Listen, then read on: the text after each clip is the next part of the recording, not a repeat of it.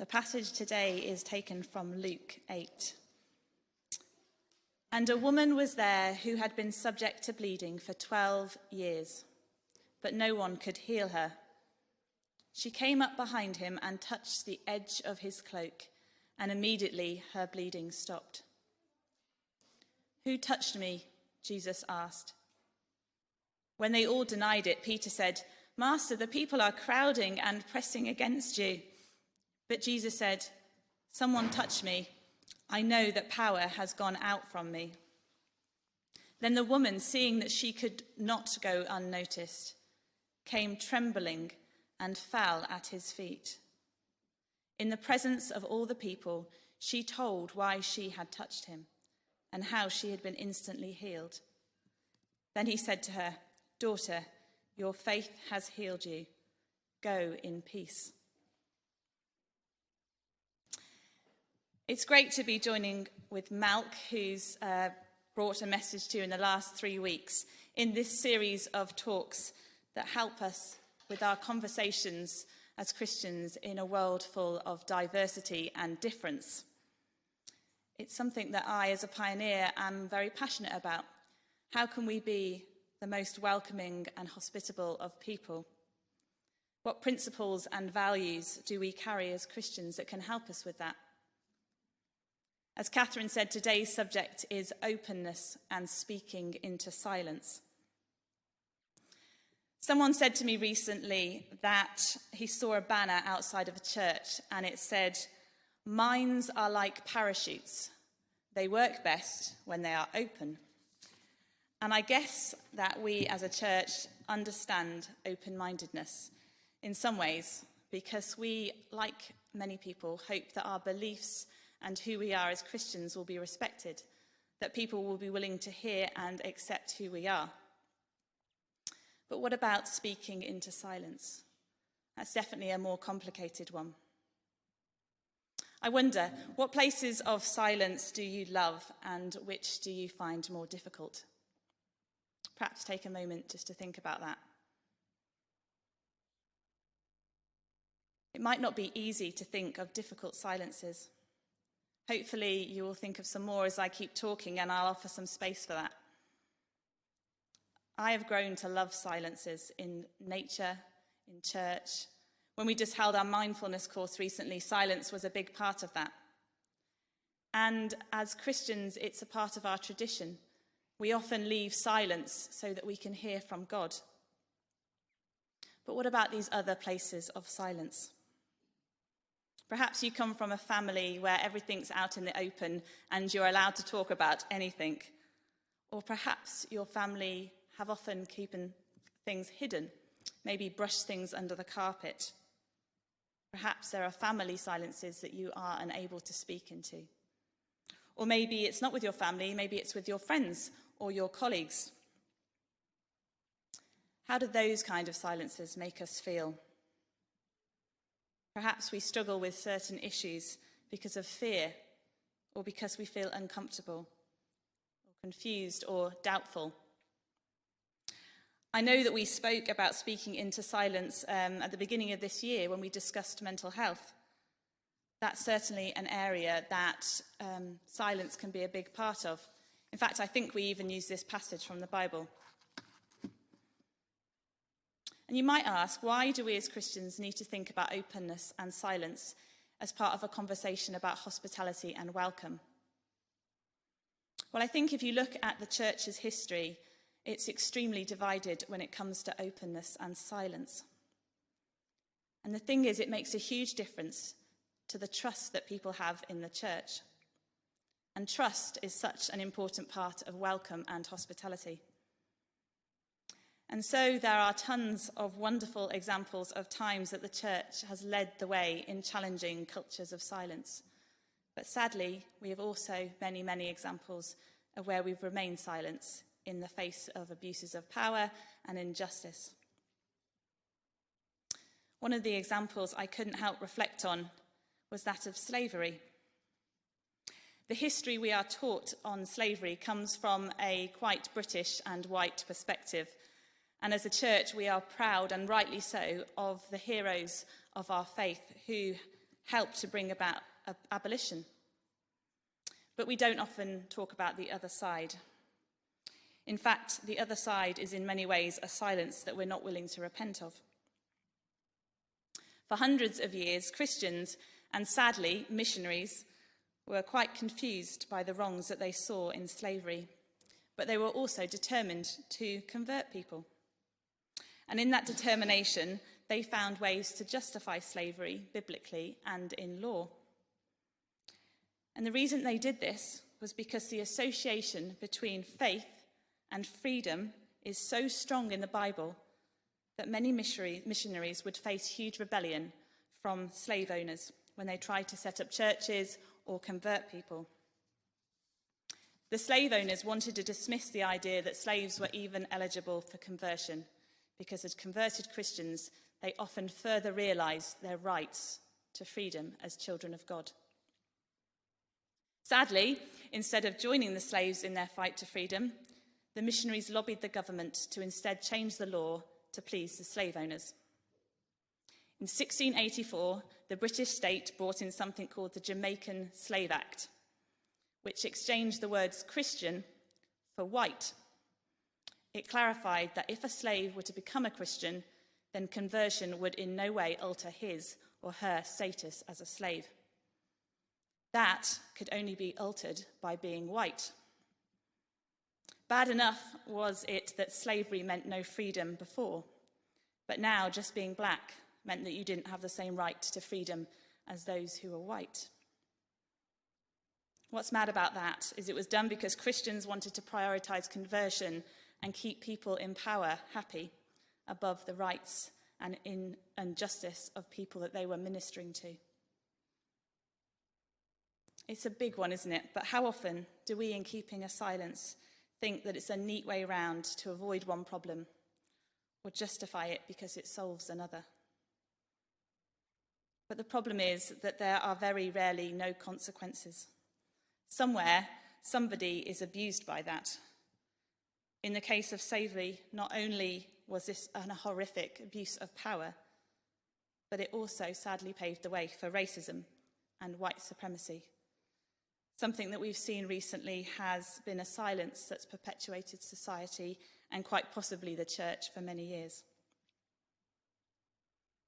Perhaps when you think of the idea of trying to solve one problem by suppressing another, you can think of times of silence that have hurt you or hurt somebody that you love.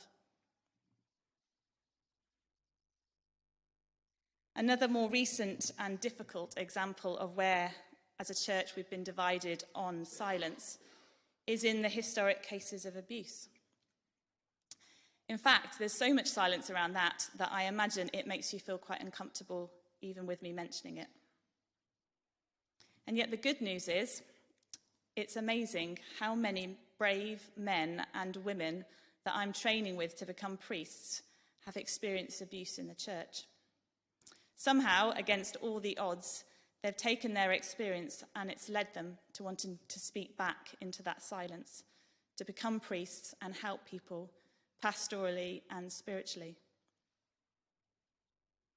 And one more example I can't help but think of is during the height of the AIDS epidemic, when you would find churches refusing to hold funerals for victims, parents lying about their children's conditions, but where you'd also find many Christians called to care for the sick and lobby for their rights. And so you might be rightly thinking that at all of these times, these weren't simple or cut and dry problems. You're right, hindsight is a wonderful thing. These aren't easy issues. We don't often respond to things with a big picture view of the hurt that they can cause. We might not realise that one cover-up in a case of abuse could be part of a system of cover-ups. Or we may think that denying a truth, for example, about a child's sexuality, might just prevent some uncomfortable conversations without realising the hurt that it can cause. And the examples I've given are big and they're hard, but I hope they show us just a glimpse of some of the places where we as a church have dwelled within a culture of silence and also where we've challenged it. And history can teach us so much, and we need to learn from that. Like I said, there's no one easy answer to what causes us to avoid speaking into silence. Sometimes it's shame, fear, prejudice, lack of understanding or information. Sometimes it's simply not wanting to feel uncomfortable. And these are things that we're hoping to learn about through the course that hopefully some of you are doing in your home groups. It's why it's so important to address those tendencies within all of us. But one thing I think is also important is how we choose to read passages like the one we've heard today. What do we take from them? Do we look at them for just glances of truth, or do we go deeper for bigger pictures of the kingdom of God? Because I think it would be very easy to read this passage and come away focused only on the power of Jesus to heal that one woman. It's certainly one of the many wonderful stories of healing in the Gospels. But there is more to the passage. What I want to ask today is whether the healing in this passage is just about the woman, or could it also be about the healing of hearts and minds? To understand this passage, it's helpful to realise that for this woman to have been bleeding for 12 years constantly was not just physically awful for her, but was part of a much bigger problem, one that would have caused her and her family to feel great shame and probably left her an outcast. You see, menstrual bleeding might feel quite normal to most of us now, especially as women, but at the time it was considered an impurity. So to have that happening constantly meant that she was extremely unclean and could potentially make another person impure. It's very unlikely that she could have been married. She would not have been allowed in any of the holy places like the temple. And it might seem cruel that knowing this amount of shame and distress, that Jesus asked her to reveal to the crowd who touched his cloak. Surely knowing her hidden shame, it would have been easier to keep it discreet and to just walk on, thankful that she was healed simply by touching him. But as we see, he didn't walk on. He was off somewhere very important, and if you read the next passage, you'll see that. But he allowed himself to stop, to be interrupted on his journey. And in doing that, he told the crowd that they should also be willing to stop and be interrupted and to listen to her story. In many ways, he interrupted the silence that was her whole life. In her head at that moment, there was just the torment and distress that this condition brought to her. And ironically, that was a silence that she felt, even though there was great hustle and bustle and noise. But internal silences and systems of silence can often be dulled out by lots of noise and busyness. Noise and talk and being distracted can be one of the ways that we push away truth. But here Jesus chose to stop, to hear her story, and to further heal her heart by showing her love. It wasn't enough to heal her body. Jesus knew that her heart and her mind also needed healing for all that she had suffered. And then what happens when all those people stop their busyness and their focus on Jesus and listen to her, hear that her faith has healed her, that Jesus called her daughter, and that he felt no shame or impurity by being touched by her? I'd like to think that not only was she healed, but their hearts and minds began to be healed too. The healing in this story is not just about Jesus taking away distress from one woman. It's about her reaching out, interrupting Jesus, being healed, and in telling her story, changing hearts and minds that were full of prejudice and judgment. In this story, Jesus challenged a silent but powerful system at the time, where society was organised into pure and impure, good and bad, and worthy and unworthy. We see the same thing happening when Jesus talked to Samaritans, when he healed lepers, when he confronted those who wanted to stone the woman in adultery. And what's interesting is that thousands of years after this story, our hearts and minds have been so transformed in how we view issues of disability and health like this, that the focus of healing now in those cases is very much on us and not them. It's no longer about healing someone with, say, Down syndrome or a neurodiversity, even maybe healing someone with blindness. It's about changing our hearts and minds to not see them as obstacles that need fixing, but as glorious members of society in a world that is always full of the need of reconciling with one another. And so when we realise that these are messages about healing hearts and minds, we should be empowered to know that it is safe for us to also be interrupted, to hear other people's stories, to learn, to face our fears, and likely be changed in the process. And it's okay to feel uncomfortable. I think that's a big one for us in Britain. We so avoid feeling uncomfortable. But I'd argue that there is a place in our faith for the wholly uncomfortable that must sometimes be experienced. Malk mentioned Henry Nouwen recently, and his life is a great example of this. He spent 20 years of his work in academia in prestigious places like Harvard University in the US. But he felt he'd lost his way with God in prayer and in his identity.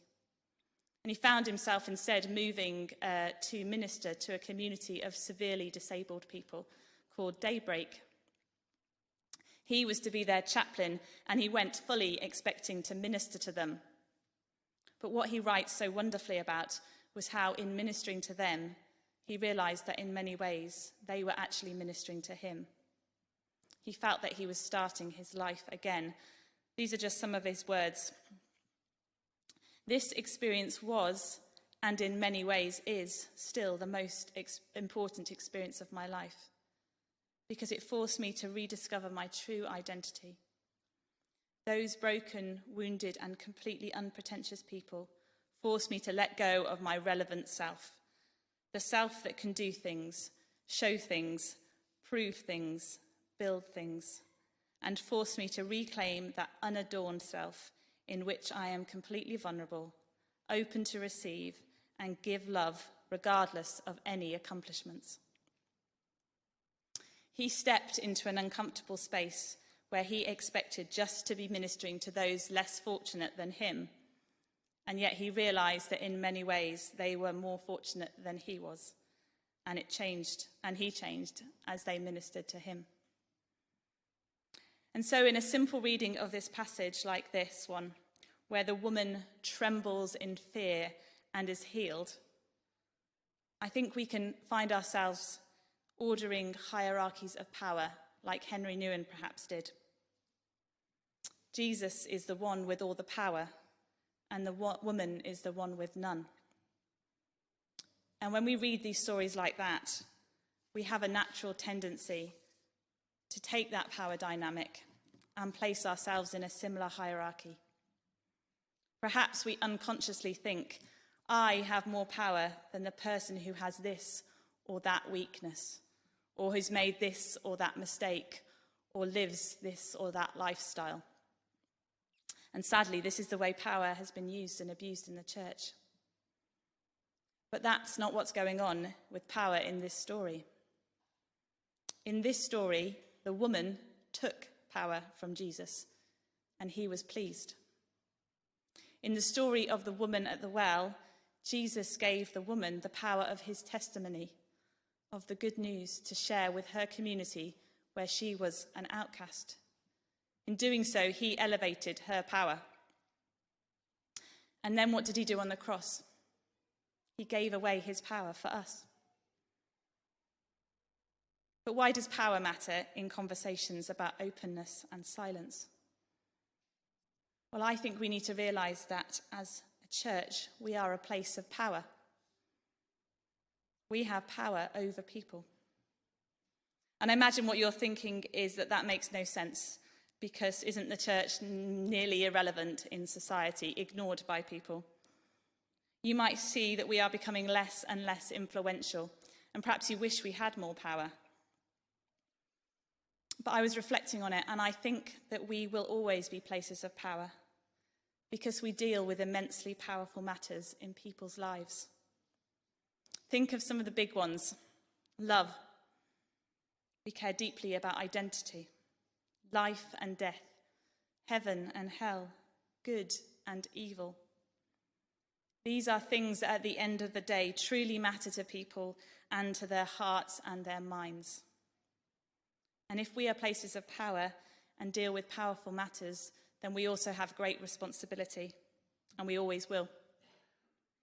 So perhaps our history is so divided on these issues of silence and openness because we've failed to recognise the impact that we have made to people's lives when we either hold on to power or when we choose to give it away. Do we use our power to share living water like Jesus did at the well, or do we use it to condemn, to cover up, to control, or to reject? And another reason that I know we are places of power is because I'm standing here. Because in training to be a priest, I'm given a voice to share this message with you. And frankly, it might not have felt very comfortable. You might have agreed with me, you might have found me frustrating. I have power right now because while I'm doing this, we're not having a conversation. And in many ways, I regret that. There's plenty of times when I've sat in church and been hurt by the power of people's words at the front. We have great power in the church, and we need to be careful how we use it. Christ never abused his power. He continually gave it away, even unto death. So let me give a little bit of power back to you by telling you that there have been many times when I've sat silent in a room where I've known the right thing to do was to challenge an injustice. That I've hurt people with the power of my words and opinions. That I have ignored people because of their views. I've not been willing to let them into my life. I've had to go on a great journey, and I hope I continue to. But that's why courses like the one we are doing are so deeply important. Because as Malk has already said, this is not about right or wrong answers, hard hearts or lines drawn that we're not willing to cross. This is about letting go of our power, all that we hold on to so tightly, and listening, being willing to be interrupted, willing to have our hearts and minds healed as we seek to heal others. And the good news is that although history shows that we are divided on this, there are also thousands upon thousands of people in the church who have led the way in challenging those silences, who have chosen to open their minds and hearts to be healed as they look to heal the wounds of others. So may we, in following Jesus, be willing to be open-minded and interrupted. May we recognise places of silence, and may we support one another inside and outside the church by seeking to learn, listen, and speak. Thank you.